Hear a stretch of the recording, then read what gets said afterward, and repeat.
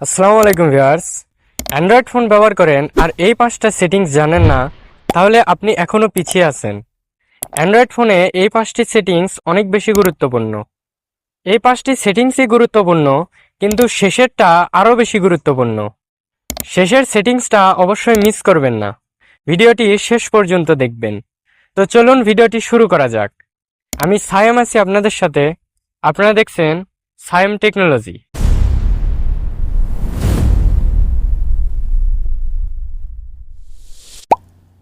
প্রথম সেটিংসটার জন্য আপনারা প্রথমে সেটিংসে চলে যাবেন।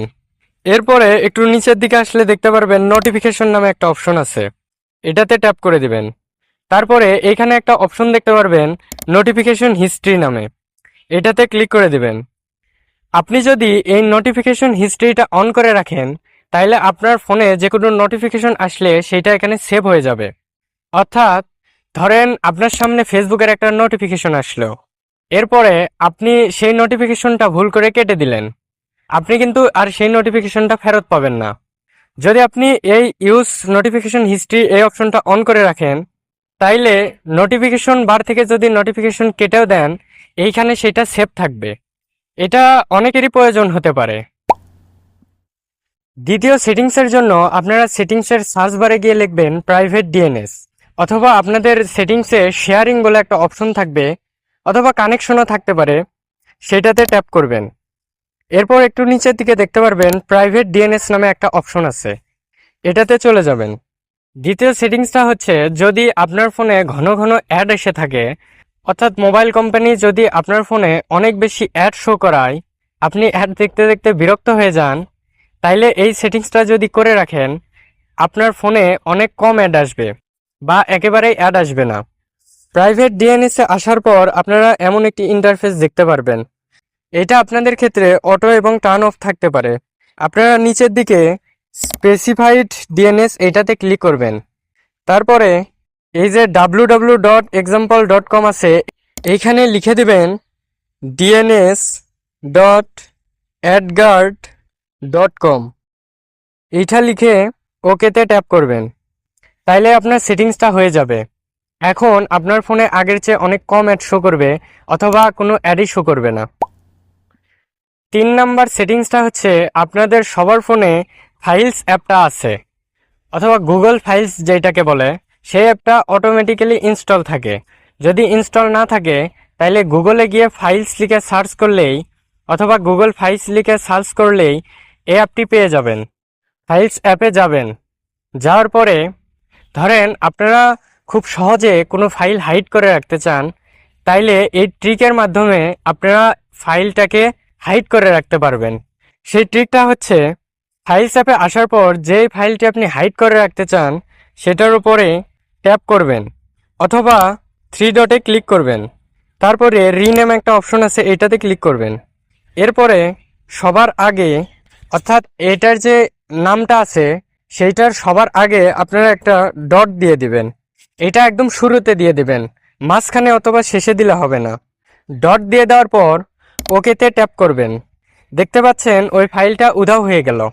এইটা ফাইল হাইড করার একটা সিস্টেম। চাইলে আবারও আপনারা সেই ফাইলটি বের করতে পারবেন। এটা করার জন্য আপনারা এখান থেকে বেরিয়ে এসে ওপরের দিকে দেখতে পারবেন 3 লাইন একটা অপশন আছে, এটাতে ক্লিক করবেন।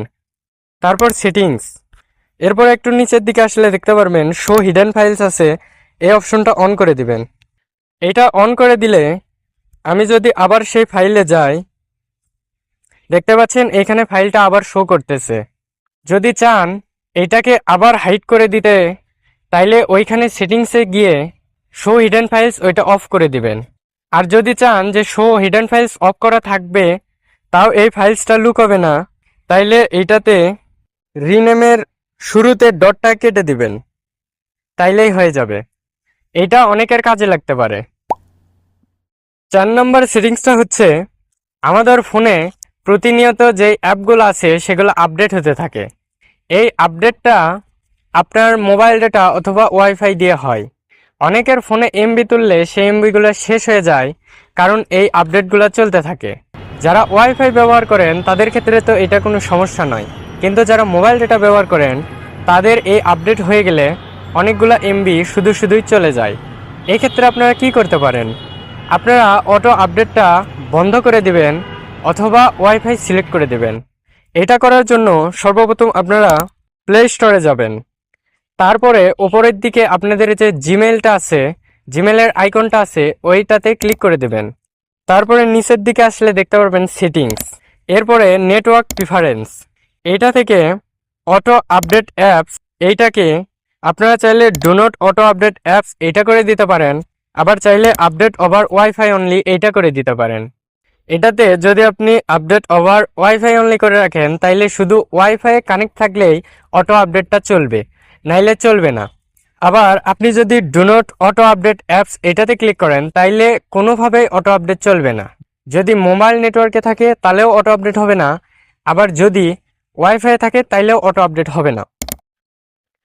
এরপরের সেটিংসটার জন্য, অর্থাৎ 5 নম্বর সেটিংসটার জন্য নেটওয়ার্ক প্রিফারেন্সের ওপরে একটা অপশন দেখতে পারবেন জেনারেল আছে, এই জেনারেলে ক্লিক করে দেবেন। দেন তারপর একটু নিচের দিকে আসলে দেখতে পারবেন অটোমেটিক্যালি আর্কাইভ অ্যাপস নামে একটা অপশন আছে। এইটার একটা দারুণ কাজ আছে, যাদের মোবাইল একটু স্লো অথবা যাদের মোবাইলের স্টোরেজ একটু কম, তারা যদি এই অপশনটা অন করে রাখেন তাইলে ধরেন আপনি একটা অনেক বড় অ্যাপস ডাউনলোড করছেন, বাট সেইটা অনেক কমই ইউজ করেন, তেমন একটা ব্যবহার করেন না আপনি, আপনার ফোনে স্টোরেজও কম, ওইটা শুধু আপনার স্টোরেজ ধরে আছে। আপনি যদি এই অপশনটা অন করে রাখেন তাইলে যখন আপনি ওইটা লং টাইম ইউজ করবেন না, অর্থাৎ কোনো বড় অ্যাপ ইনস্টল করে রেখেছেন কিন্তু লং টাইম ইউজ করতেছেন না, তাইলে সেই অ্যাপটা অটোমেটিক্যালি আর্কাইভে যাবে, সেটা আনইনস্টল হয়ে যাবে না, কিন্তু আর্কাইভে থাকবে। যখন আপনি আবার নতুন করে এই অ্যাপসটি ওপেন করবেন তখন সবগুলো আবার লোড হবে, অন্যথায় এটা আর্কাইভে থাকবে। যাদের ফোন মূলত স্টোরেজ একটু কম তারা চাইলে এটা ব্যবহার করতে পারেন, আর যদি স্টোরেজ বেশি হয় তাইলে ইউজ করতেও পারেন, নাও করতে পারেন, কোনো সমস্যা নেই। তো ভিউয়ার্স, এই ছিল আজকের 5টি ট্রিক্সগুলো আপনাদের কেমন লাগলো অবশ্যই কমেন্ট করে জানিয়ে দেবেন। যদি ভিডিওটা আপনার উপকারে এসে থাকে আপনার বন্ধুদের মাঝে শেয়ার করে দিতে পারেন, আর যদি ভিডিওটা ভালো লাগে অবশ্যই লাইক করে দেবেন, আর চ্যানেলে নতুন হলে সাবস্ক্রাইব করে দেবেন। আজকের মতো আমি বিদায় নিচ্ছি, সবাই ভালো ও সুস্থ থাকবেন, আল্লাহ হাফেজ।